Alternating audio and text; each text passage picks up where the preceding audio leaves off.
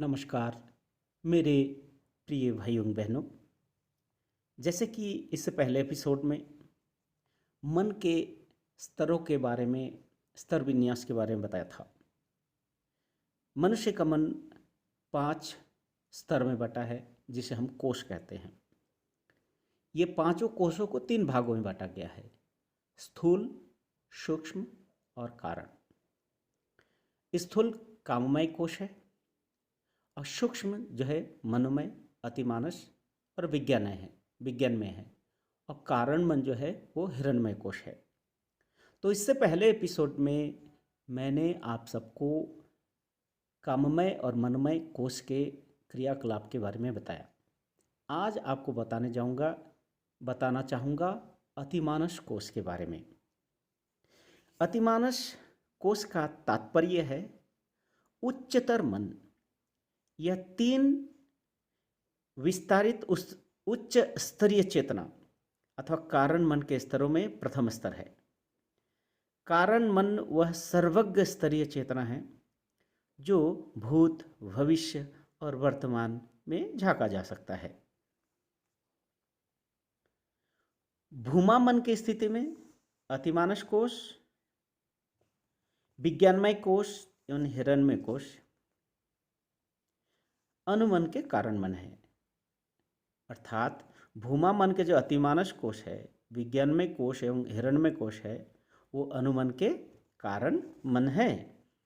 किंतु यह विभाजन मतलब अनु और भूमा का जो विभाजन है एक सैद्धांतिक व्याख्या मात्र है। भूमा कारण मन से अनुकारण मन का कोई पृथक अस्तित्व नहीं है। मतलब परमात्मा का जो मन है, माने भूमा का जो मन है, कारण मन है, वो अनु के कारण मन से कोई अंतर नहीं है। मतलब दोनों एक ही है। साधना अथवा किसी अन्य प्रक्रिया द्वारा अनुमन के सूक्ष्म एवं कारण अंश अपने कार्य स्थगित कर दें तो अनुमन का कारण अंश अपना स्वतंत्र अस्तित्व बचाने में सक्षम नहीं होगा।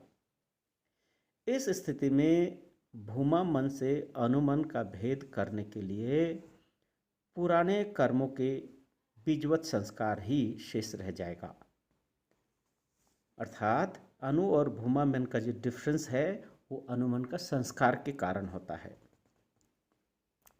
साधना की प्रक्रिया द्वारा साधक अनुभव करेंगे कि पूरे ब्रह्मांड में केवल एक ही कारण मन है, कॉजल माइंड है।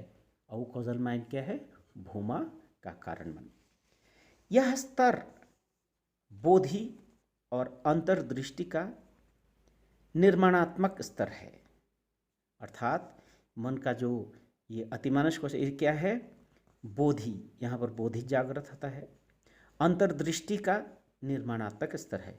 चूँकि सामान्य मनुष्य क्षुब्ध चेतन और अवचेतन मन के स्तर पर ही संपूर्ण जीवन व्यतीत कर देते हैं, इसीलिए उससे विस्तृत स्तर में झांकने का अवसर उन्हें प्राप्त नहीं होता है। किंतु मनुष्य के इतिहास में अनेक ऐसे लोग भी हैं जो उन 2 स्तरों से व्यापक स्तर में झांकने का प्रयास कर चुके हैं।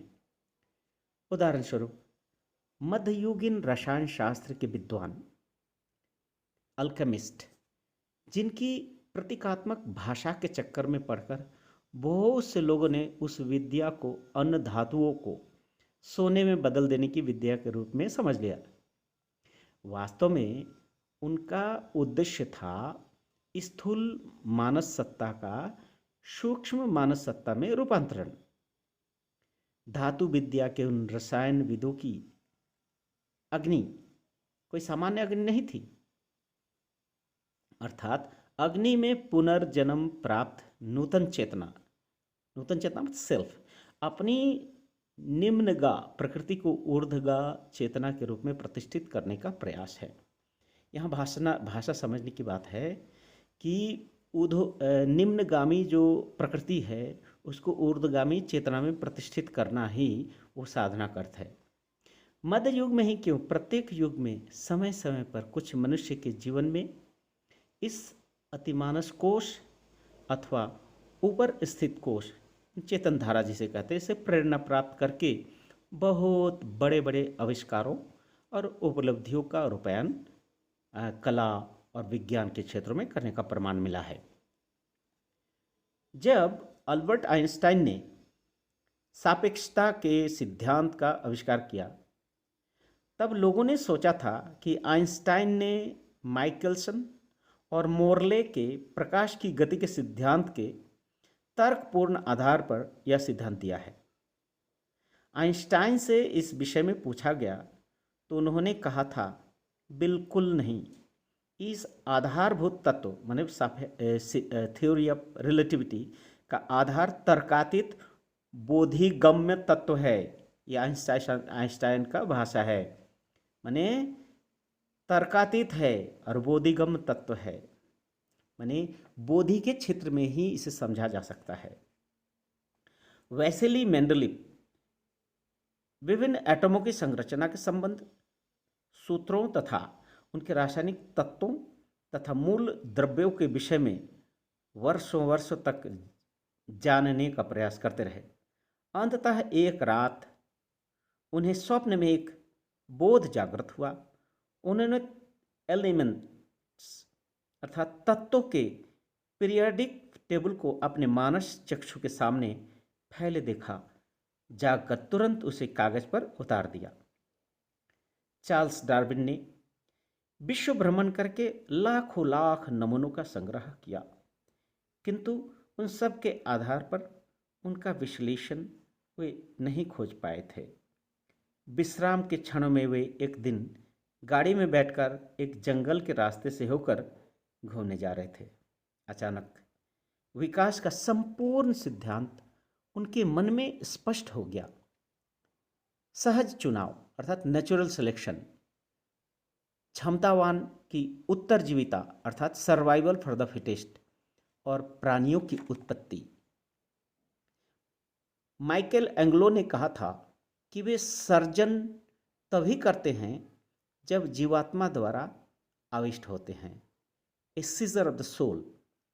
इस अवस्था में ईश्वर की आत्मा, ईश्वरीय चेतना उनके मन और उनकी आत्मा को अति प्राकृत तत्वों के ज्ञान में प्रतिष्ठित कर देती है।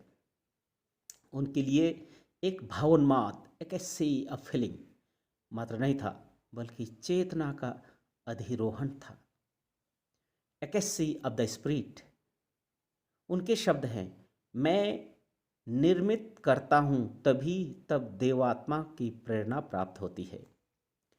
विलियम्स ब्लैक जो एक सत्यद्रष्टा कवि और कलाकार थे, उन्होंने कहा, कवित्व ही सच्ची मानवता है। मनुष्य का शरीर और उसका बाहरी कलेवर उसी कवित्व के द्वारा निर्मित है, जिससे प्राचीन ऋषियों ने देवदूत कहा है, अथवा जिसे आत्मा कहते हैं। जिस प्रकार सभी मनुष्य एक ही समान है, इसी प्रकार सभी धर्म मतों को स्रोत एक ही है। यदि ज्ञानेंद्रियों के द्वारा उन्मुक्त हो तो मनुष्य वस्तु जगत को अपने वास्तविक स्वरूप में देख सकता है। जो वास्तविक स्वरूप है वो अनंत है। कभी कभी जब निम्नस्थ यानी लोअर कोश शांत और एकाग्र है, तो मन के उच्च स्तर मतलब सुपर कॉन्शियस माइंड से एक चेतना का आवरण उनमें होता है और एक अतीन्द्रिय दृष्टि, स्पष्ट बोध समय और स्थान संबंधी अथवा किसी अन्य क्षेत्रों में प्राप्त होता है। कभी कभी जागृत अवस्था में भी कारण मन का ज्ञान प्रवाह सूक्ष्म मन के संचारित हो उठता है। इसके फलस्वरूप मनुष्य जागृत अवस्था में भी थोड़ी मानसिक एकाग्रता लेकर बैठे बैठे दूर के प्रियजनों की घटनाओं को जान सकता है। इसका नाम प्रतिसांवेदनिक तथ्य अनुभूति, टेलीपैथिक विजन दिया जाता है।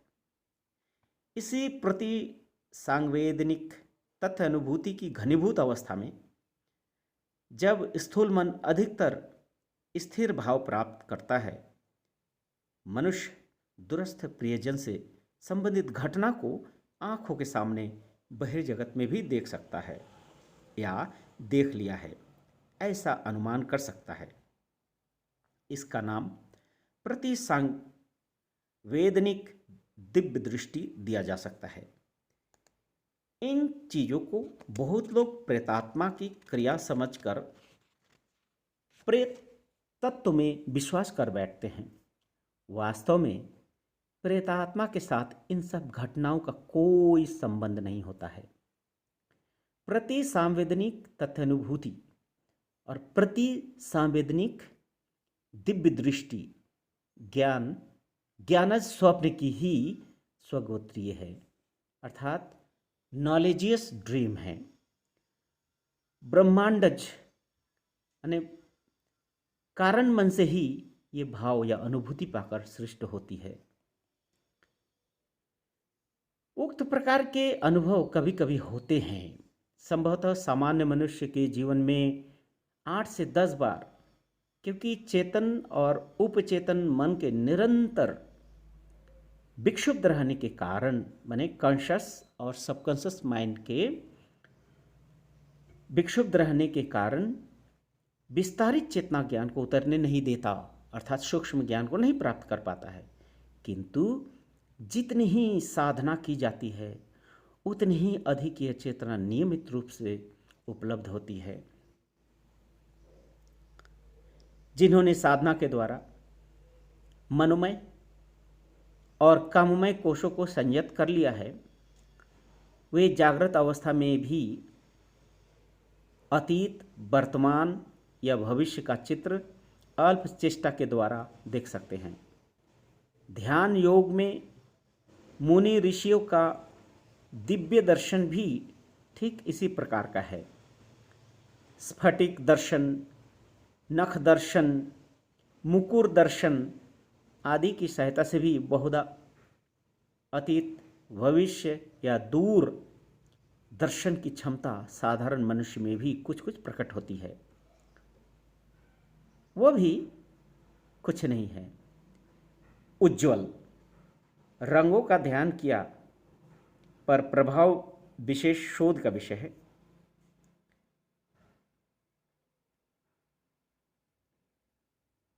उज्ज्वल वस्तु विशेष की ओर आग्रह केंद्रित करने से काममय और मनोमय कोश कारण मन में आंशिक भाव से समाहित होने के कारण ज्ञान भूमि की व्याप्ति हो जाती है।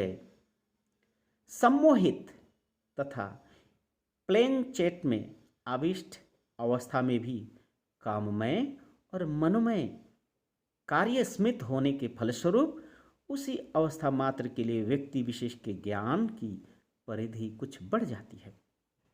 फिर भी एक बात यहाँ अच्छी तरह ध्यान में रखनी होगी कि जिस किसी विषय के संबंध में किसी के मन में यदि कोई संस्कार या पूर्व गृहित सिद्धांत रह जाए, तब सम्मोहित अवस्था में या आविष्ट अवस्था में अथवा नख दर्पण या मुकुर में अपने संस्कार का ही प्रतिफलन देखा जाएगा। प्रायः 100% क्षेत्रों में ऐसा ही होता है, अर्थात आविष्ट मनुष्य अपने संस्कार के अनुसार बातें कहता जाता है। लोग विस्मय से अवाक होकर उसकी बातों को चरम सत्य मानकर हाथ जोड़कर उसकी ओर ताक कर बैठे रहते हैं।